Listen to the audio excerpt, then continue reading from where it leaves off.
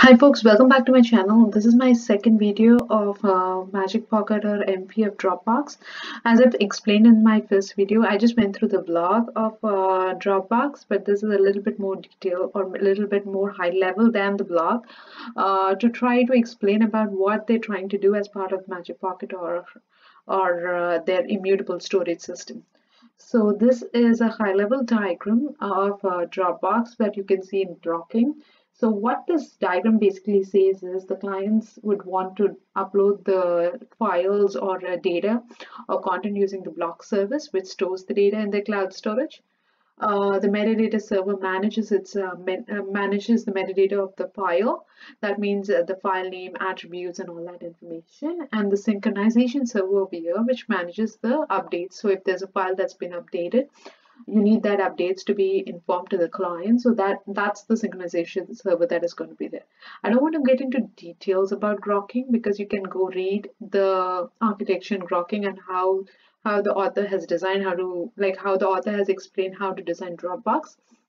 But I wanted to go in detail about what is the actual Dropbox architecture through their blogs and all their slides and everything. So this slide I got from the internet. This is from the Dropbox authors, I suppose. I'm just going to go in detail about the Magic Pocket architecture overview, and after that I'll talk about object storage devices and their hardware solutions. So what they actually mention what Magic Pocket or MP means is an immutable content addressable block storage system. By the word immutable, they meant that blocks are immutable. So they break up these big files into blocks, and these blocks are immutable. So what they're trying to say is if there's a change in the file, they don't go change the blocks of those files, but they create new blocks and they map those blocks to new versions and they reconstruct the file. And their content addressable. They know where to find their content and how they arrange this content so that it can be searchable, retrievable, and rebuilt. And the data is stored as block storage. So it's a block storage system. This is the stats of Magic Pocket. I don't want to get into details of this. This is their stats of how much they're supporting right now, how many zones and everything. This would have changed from time to time. So this is the stats as of the day they built this slide. And this is what they are mentioning about MP. It's a file content and metadata about files and users. So how do you manage the content and the metadata of the files, and how do you manage the permissions? Data is encrypted at rest, which is a typical standard. Most data is encrypted at rest for security, and the durability is over 10 nines. The current S3 durability is 11 nines, I think so, but it's a very high level of durability so that you can get back the file if any of the replicated versions have been corrupted. Durability is a top priority for MP for sure. Any storage system, durability is a very high priority. By durability, they meant how do you get back the file content once it's been persisted. And stored blocks are immutable for simplicity. So if a file has been modified, they don't go and change the original blocks, but they reconstruct new blocks and they map the versions to these new blocks to reconstruct the file. So this is their data model. A file has been broken up into blocks. You can see each block is 4 megs, and they construct the block key or the hash using SHA-256. So a block key hash has more information about the cell it belongs to and all that. I can show you in the next slides how the block key hash has been built.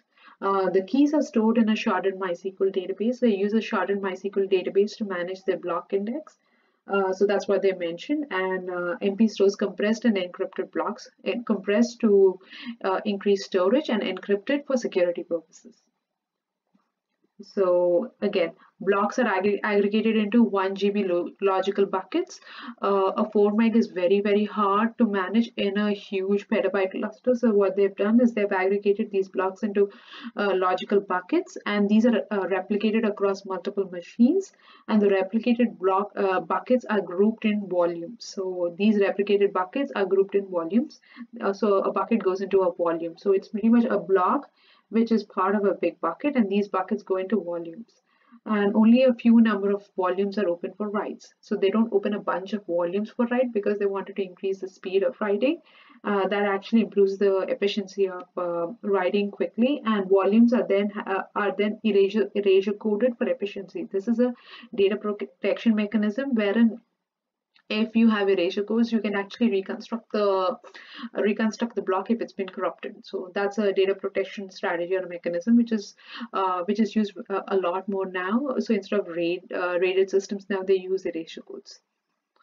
So this is a standard architecture that you see, high availability architecture, wherein you have at least two zones wherein you replicate your data, and then another zone for DR.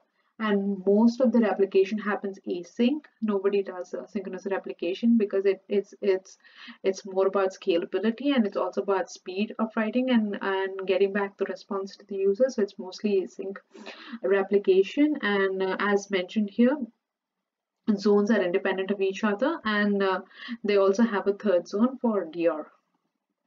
So this diagram, is about what's inside a zone. So this hash is the block index. So as I mentioned, they do an SHA-256. So this is how they do the SHA-256. So it's a hash of cell, bucket, and checksum for each block. So the front end determines where to put or get a block. So when a request comes in, the front end determines where this block is going to go. The block index maps blocks to buckets in cells. So each cell has buckets. So this block index maps the buckets in cells. So what it actually means is if there is a block X, then it's in this cell and it's inside this bucket, and the checksum, so that you can get back. It is only for a consistency mechanism, so there's a small checksum there. And the cross-zone replication for async replication. So as I've mentioned, always all replications are are async for the response time, as well as for the scalability of the system. And cells are logical storage clusters with a size of 50 petabytes. So you can see multiple cells here. These are actually logical storage devices wherein you actually store all the data. So these are responsible for storage and management of the storage of the data that comes in, so the content that comes in.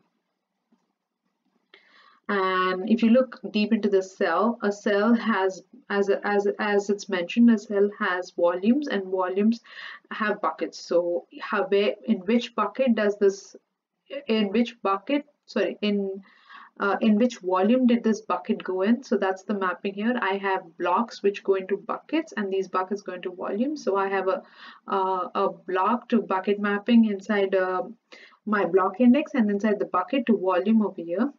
And the volumes have object storage devices, as you can see over here. So these devices are actually physical storage devices, and there's a attribute open to know whether it's an open for writes, and there is also a type which determines the encoding types that is involved, and if it's been eraser coded or not, and the generation is their internal attribute.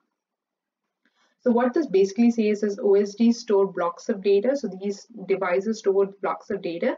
The replication table over here, which has these tables over here, map the buckets to volumes, and there's specific OSDs where these blocks are stored. So buckets, volumes, OSDs. So it's block, bucket, volume, OSD if you want to go in detail. And the master is a coordinator in a given cell. The master manages if there is any corruption or something like that, what needs to be recorrected and all that stuff. So there are many attributes of the master, so that we can talk about it in detail. And the volume manager here processes requests from the master. So if something needs to be written and all that stuff, something needs to be corrected, volume manager processes those requests. And this is the put and the get. I want to go in detail about put and get in my next video, so I don't want to go in detail about here, but this is a very simple diagram about put and get.